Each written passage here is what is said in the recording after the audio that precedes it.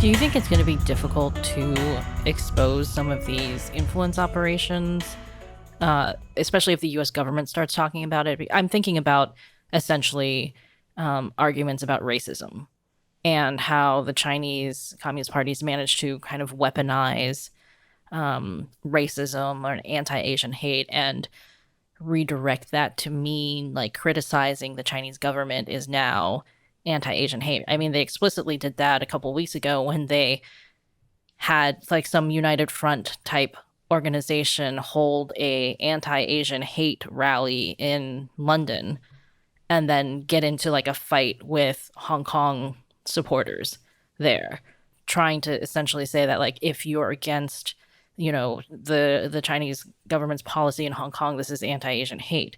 And so I'm imagining a lot of these sister city relationships or cultural exchanges that look more benign, even things like Confucius Institutes. If you start saying, well, we can't have Confucius Institutes in our schools or in our universities, then you open yourself up to accusations that this is, racism, right? Like how can the U.S. Expose these influence operations while kind of dealing with that issue? Yeah, absolutely. And it's so perverse too, because like even if you look at the Confucius Institute case, getting rid of those is not racism. In fact, they can serve to undermine the freedoms of Chinese and Chinese American students on the campuses. Like there's story after story about people on American campuses being harassed for supporting Hong Kong, or supporting Tibet, or supporting the Uyghur population, people who are Chinese or have family in China, and then suddenly finding themselves tailed by a representative, effectively, of the Chinese state, and that part's not fair. Like the victim here is not the representative of the Chinese state; it's the person who's having their freedom and the freedoms of those they care about stamped on. But how do you get around this? I don't know. It's so difficult, because China is so good at shaping the narrative. And I think part of the answer is that we need to move away from this kind of tactical game of whack-a-mole where we say this organization has a mandate of US-China friendship is bad, and then open our... So like if we do that, right, even if that's true, we're just playing a very tactical game. A new organization like it that's also organized by the United Front is going to pop up in its stead, and we run the risk of having that be labeled as racist or unfair. Instead, we need to be playing a more strategic game where we shore up our weaknesses so that there's less room for these organizations to exert influence, which includes, for example, what I was saying about American industry, and also includes like ensuring that universities aren't as dependent on money from China. So like A, we need to be doing that, and B, we need to be trying to change the overall environment such that it's not as asymmetric, it's not as one-sided towards China. Not every form of engagement is going to only serve China's interests. And that's the only way we can actually compete.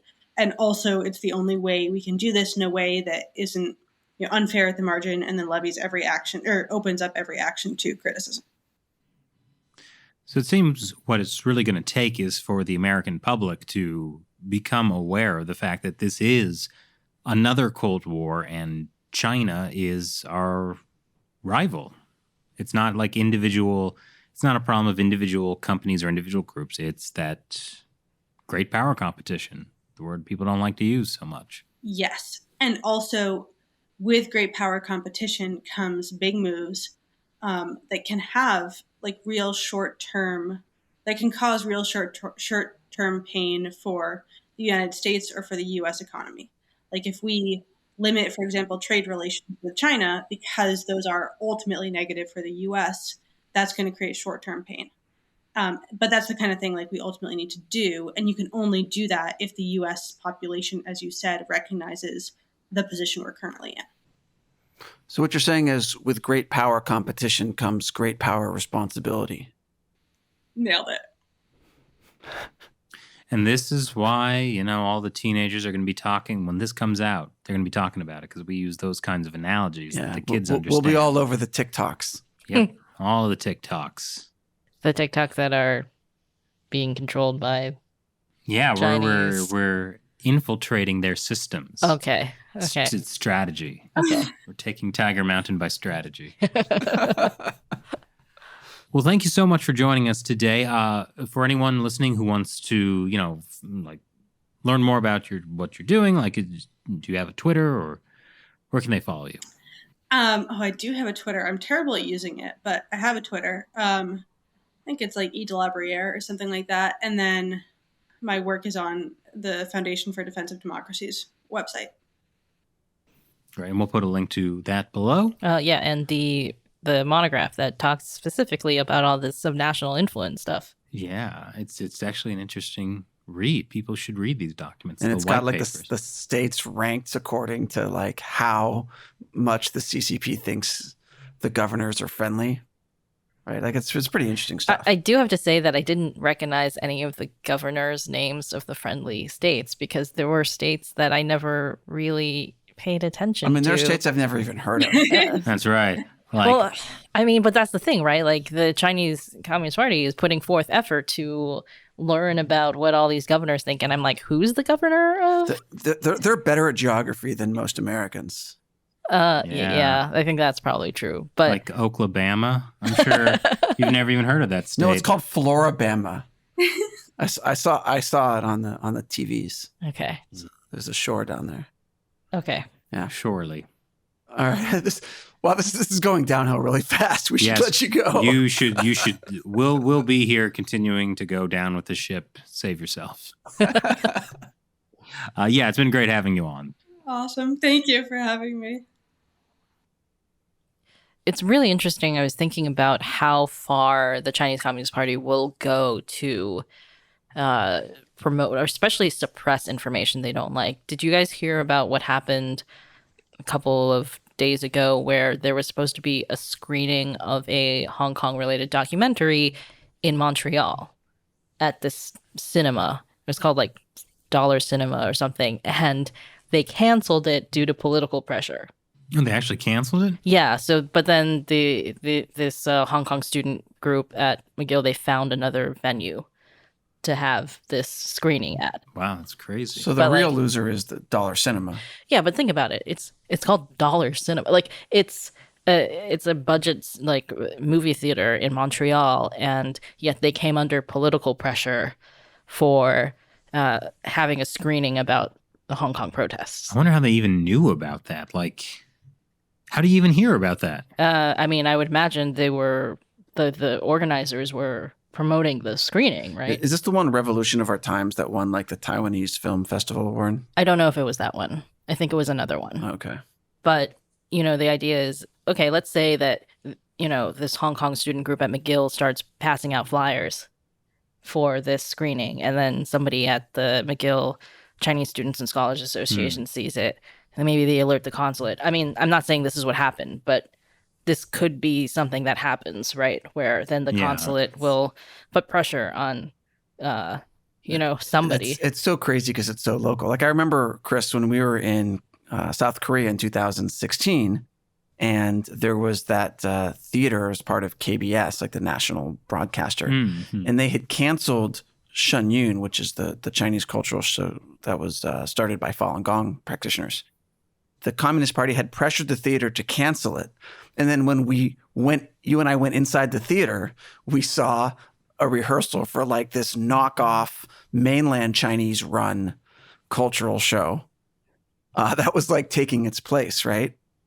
And it was crazy because it's a dance show.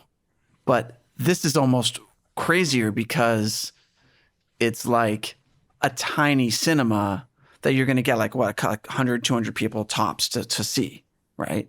Yeah, I don't even know if the screening was that big, but yeah, they will absolutely contact state legislators, or they will contact mayors. They will go as far as it takes. Nothing is too small or too insignificant. Yeah, for them to try to throw their weight around. to suppress something they don't like. Yeah. Sometimes I wish that like our government felt that nothing was too small or insignificant to pay attention to, and but like in a good way. I do have to say that there's something about both what Emily was saying and the other podcast we did with Christopher Balding, where the point that they were both making is that the U.S. needs to take some kind of proactive action to counter what the Chinese Communist Party is doing. And it has to be like a proactive, positive action that kind of is the counterweight to the CCP's actions. Kind of like what we were talking about with Anders Corr, right? Yeah. In the concentration of power thing, where he was like, well, the U.S. has this power. It needs to use it in order to be able to, stand up to the Chinese Communist Party and protect the world from being crushed by it. Which really can only be done when the American public demands it of the government, which is why I think it is important that anybody who, watches this show does share what they learn with their friends and family, like make it part of the conversation. People need to be talking about China and a new Cold War. Or even with your local government officials. That's true. You can talk to them sometimes. I mean, I once worked as an intern at a congressional office. You can call your congresspeople's office and they will record what you say. Yeah. So make your voices heard. You heard it here first. We coined that term.